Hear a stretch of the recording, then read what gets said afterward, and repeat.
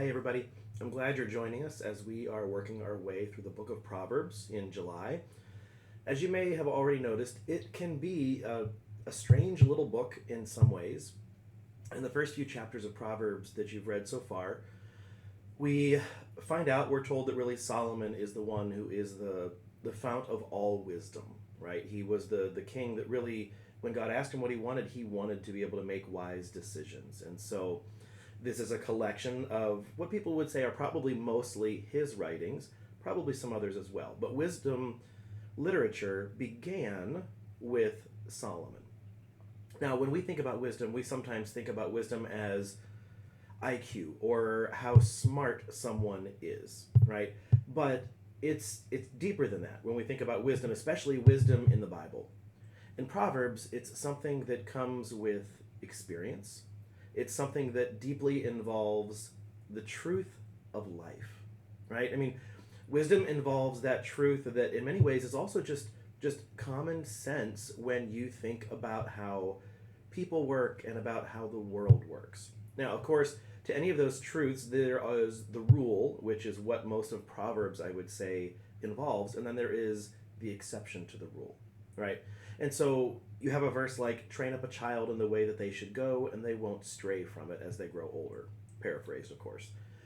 And in general, that's true, but not always, right? And so Proverbs is about setting a good path for someone's life and using the wisdom of those who came before us, especially King Solomon, but using the wisdom of those who came before us in order to help set us on a good path for a relationship, not only with God, but on a good path with the in relationship to those that we live with, right? Or that we might meet somehow along the way. First several chapters, you've already read some. They read a little bit more like a father's advice to a son. But then, as you'll see, we move into introducing a new character, and her name is Lady Wisdom.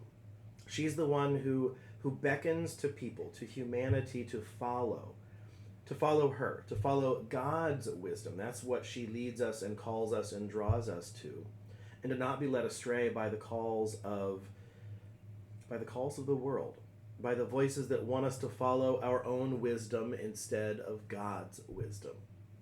So the ongoing choice as you read through the course of the book, especially as you enter into the section that really offers more of the individual short little proverbs themselves, the question that we should continually come back to in the book of Proverbs is whether to trust our own wisdom or whether to trust in God's wisdom.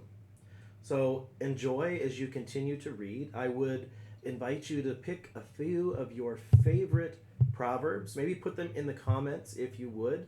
And if you have any questions, I would invite you to share those, post those here as well. And I'll do my best to see if I can answer those in next week's post. So enjoy your reading, and we will talk to you a little bit more about Proverbs next week. Take care, folks.